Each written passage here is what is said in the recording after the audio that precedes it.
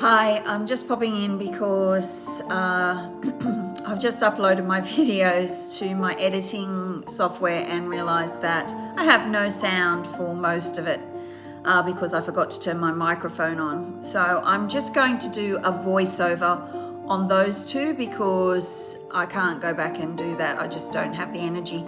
So I'm just going to do a voiceover. So I do apologize beforehand if it's not the best quality, but thank you so much for understanding. Hello and welcome everybody. This is Amanda from Story and Stone. This is the video for the May reading. If you've looked at my Facebook, you would see that actually I'm having to come off some medication I was on and I haven't been very well this month. But I feel really well today, so I'm going to try and record this May monthly reading. Thank you if you are a returning viewer. I really appreciate you coming back and supporting me. It really does mean a lot to me.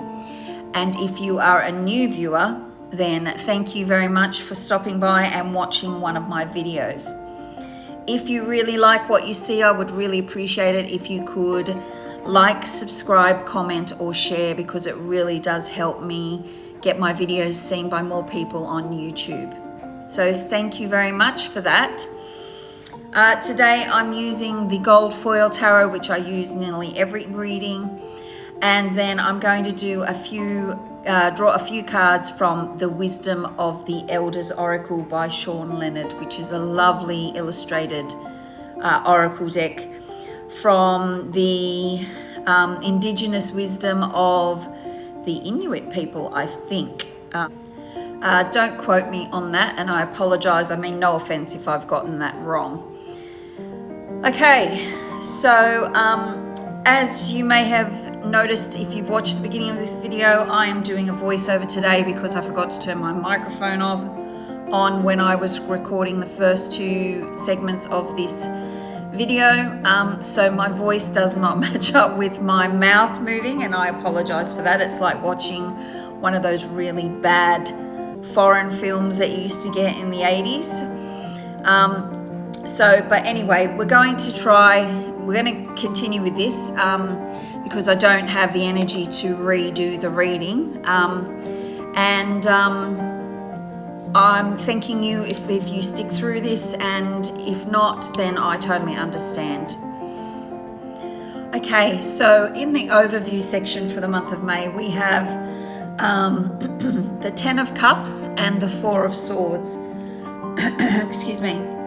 Now, the 10 of Cups is a really positive card. It's about reaching that ultimate destination as far as emotional connections and relationships are concerned. It's about basically happy families, and it's a really positive card for this month. And I feel like this is going to be a good month for connecting with family, for just hanging out together, and just being within each other's company. Now, the 4 of Swords is all about rest and recovery.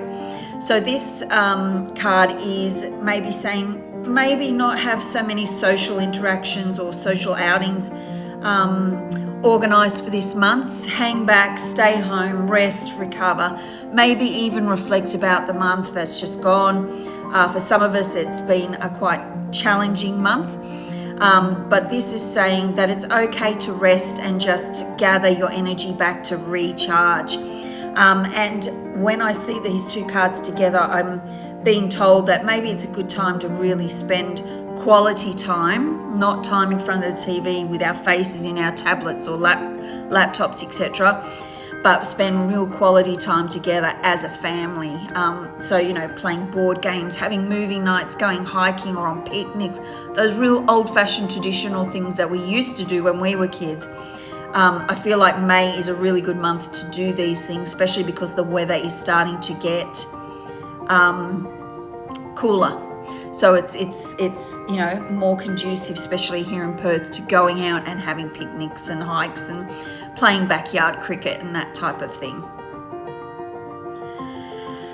Next, in the details section of our reading, we have the Ten of Pentacles and the Judgment card. Now, these are another two what I feel are very positive cards. The Ten of Pentacles is a bit like the Ten of Cups, except it's more about your financial foundation and leaving a legacy and being set up for yourself and your family, and being able to pass that on either through mentoring or financial help with your loved ones.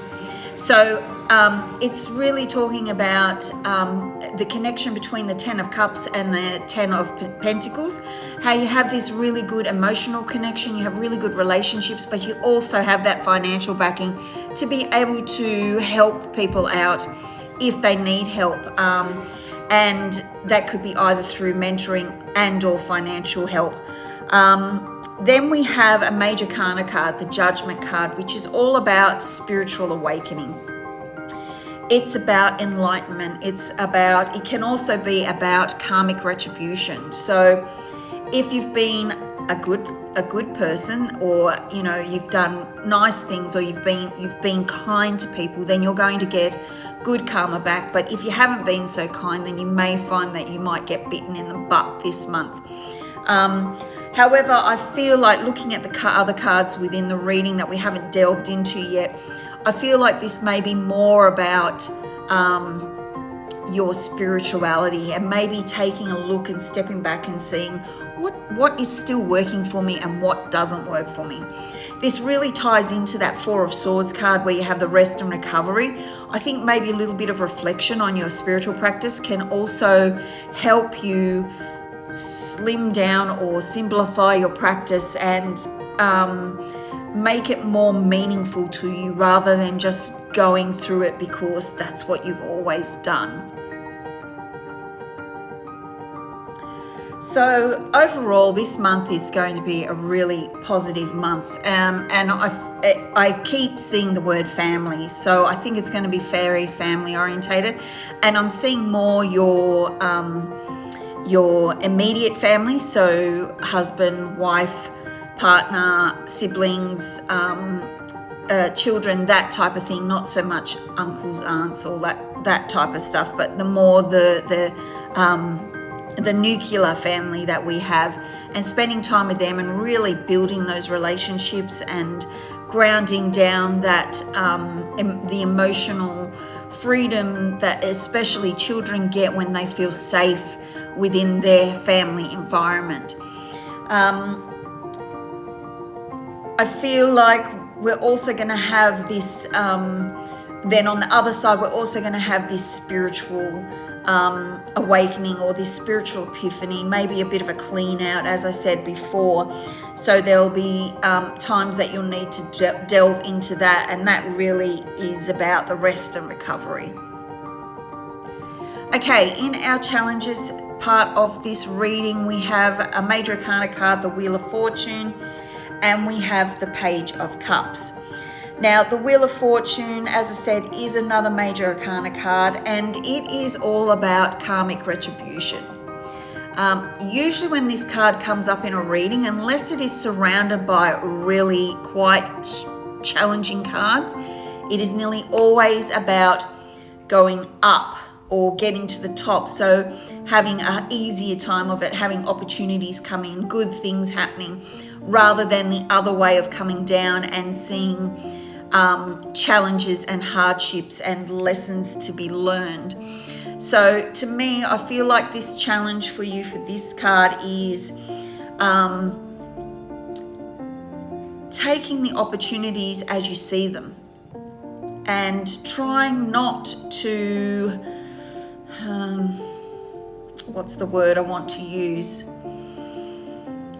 And try not to ignore what is right in front of you that could be advantageous for you. Often the wheel, as you know, change is inevitable. We will go up and then we will come down. It is just a fact of life, and something that we have to get used to. But saying that, the challenge for May is that you're actually going to get some good opportunities. Your wheel is turning upwards for you, which is a really good thing. So don't stuff it up, basically. take advantage of these opportunities, take advantage of the good energy that's coming through. Also, the Page of Cups now. This can literally mean good news coming to you. Because it's in the challenges section though, I feel like it's more about the challenge of a new emotional beginning, which is what this card can stand for. Now, pages often represent immaturity, new, like young, and not quite ready to wear their shoes of the person that they're supposed to be. So if you've got someone in your life who is young and very enthusiastic, or can be quite emotional, or is quite withdrawn emotionally, you could be having challenges with that young person, or that person who is immature emotionally. So it doesn't actually have to be a young person. You could be having challenges with someone in your life like that. If there is no one in your life that resonates with that, then this means there could be some new emotional beginnings for you, and you need to remember to remain on an even keel. So don't be too emotional. Don't be, that drama queen or highly strung, but don't also don't isolate yourself from the people who want to build relationships with you. Okay, in our last position in this spread, we have the opportunities for this month, and we have another major arcana card, the Moon. And then we also have another page card, which is the Page of Wands this month. Okay, so let's look at the Moon first. So the Moon is about feminine energy. It is a very strong feminine card. The Moon has been associated with the feminine since time began, basically. And this card represents everything feminine. So in particular, esoterical knowledge, but also intuition, which is primarily in our society thought of as a female personality trait or a female trait, even though all of us do have that ability to use our intuition. So the opportunity here, I'm really feeling like this is an opportunity to develop your intuitive abilities, especially because you've got this Page of Wands beside the Moon card, which the page, as I've just said previously, is about new beginnings. And in particular with the Wands, it's about new beginnings for a passion project, for spirituality, for something that really gets you motivated and gets that fire burning within you. And I feel like it could be, looking at all the other cards that we've just delved into, I feel like it could be something to do with your intuition, and that's that side of our spiritual development. The Wands, Page of Wands is, as I just said, new beginnings. In particular, a new passion project. But the Wands energy is very fiery. It's ruled by the element of fire, so it's a very quick energy. And this card represents being able to stay focused enough to take advantage of the energy that's around you to start this passion project, rather than getting distracted by other things, which is a very wand trait, like they're just so into life that they sometimes get distracted by other stuff than what they were actually doing. So in conclusion, this position has a lot of great opportunities for you. That passion project, which may or may not be linked to developing your intuitive abilities, to maybe doing something that you've been holding off doing that you've always wanted to do, or something that you have started but you haven't actually finished, or you've sort of let languish to the side because, life. So there are a lot of opportunities for you. Now, it could also be, because the Page of Wands can represent a person, it could also be that you will need to deal with a younger person, or an older person who is quite young at heart, who has this type of energy where they're very passionate about what they want, and they just go for it. They often don't think about the consequences of their actions. They sometimes stand on people's toes because they just can't believe that not everybody else is as excited about their project as they are. So you may have to, there may be an opportunity there to mentor or counsel or give advice to someone of that personality trait and help them through, so they don't piss so many people off. However, if you have no one that meets that personality trait, then this is definitely about you and about you starting a you starting a passion project and developing your intuitive abilities so that, I was just thinking about this the other day, how we so easily have faith in things like religions and churches, things outside of ourselves, and yet we find it really hard to have faith in our own intuition. And I just think that's just so crazy, that we always rely on external validation to move forward when really we have everything already within us to, develop the life that we desire. So there's quite a few good opportunities there for you. I'm going to pull a few cards now from this deck, The Wisdom of the Elders Oracle by Shawn Leonard. Absolutely beautifully created. Okay, so what guidance do you have for the collective for the month of May 2025? What guidance do you have for the month of May 2025?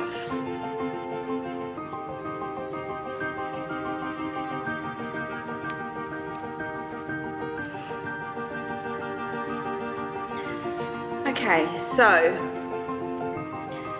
I think I might just pull 2 cards. And I've got 24 winter, which is elder, and 16 ceremonial sacred fire dedication. So I'm going to read from these because they are an oracle card. I just read from the guidebook for you. And for the winter card, it says, the icy and bitter winds of winter are symbolic of endings. We witness this in nature and experience the cold, bleak pause associated with those blustery months as a chance to gain knowledge, connecting us to the elder phase of life and wisdom. It is found in the north direction of the medicine wheel, which teaches us about finding mental clarity in the way we approach the obstacles we face. Sometimes our hardships become difficult to bear and it may feel as though there is no end in sight, but those troubled times always come to an end. If we mentally refocus and find balance within our own awareness, we remember this too shall pass. It is through perseverance that we can become stronger and wiser because of our challenges and not just despite them. We can see value in the tough lessons we learn in life and realize that there are new beginnings right around the corner. And we know this because we've just done the reading for May. If you have drawn the winter card, it is a reminder that there is no easy road in life. You might feel stuck right now, but know that it is just a part of living on Mother Earth. By facing those challenges, you can become stronger, wiser, and more mentally prepared for other obstacles that come your way. Just breathe. Remember that this too shall pass, that there are brighter days ahead, and there are so many things to look forward to and experience. So that's very pertinent to the cards that we've had that talk about new beginnings, that are talking about endings, because obviously we can't have beginnings without endings. But it's also talking about just knowing that this too shall pass, that nothing lasts forever, that there is always going to be eternal change. Okay, so the second one, ceremonial sacred fire, dedication. The third sacred fire is the one that firekeepers use for their ceremonies. It is a spiritual doorway to the spiritual realm, so that we can communicate with our relations from the beginning and the end of time.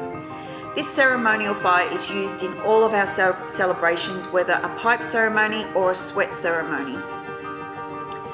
When someone dies, we have a sacred fire that burns for 4 days. Regardless of the event, there is a sacred fire. The firekeeper's role of keeping that sacred fire going is important. The kindling and the fuel with which you feed the fire has to be the best wood. You must not use damp or old wood, and when you make a prayer for the ceremonial fire, you only say good things, think good thoughts, and feel good emotions. The prayers that put you into the fire connect with the smoke from the tobacco, and those prayers are carried up into the spirit world and to the Creator. As the smoke rises into the air, it carries the prayers higher into the heavens where the eagles soar. We honor the fire itself because it is sacred. It connects us to the sun's sacred fire as we are one with that first light, and it helps us connect the core of the earth, which created our world and the environment we live in. If you have drawn this card today, you may also be called to perform a serious duty that requires dedication and effort. It might also be a reminder to be mindful of your words and actions. Perhaps you may wish to light a campfire or even light a candle and make an offering for your prayers today. So I should just say that this oracle has been built around Indigenous wisdom from elders from a lot of the, I think are they called Inuits? We used to call them Eskimos when I was little, but I know they're not called that anymore.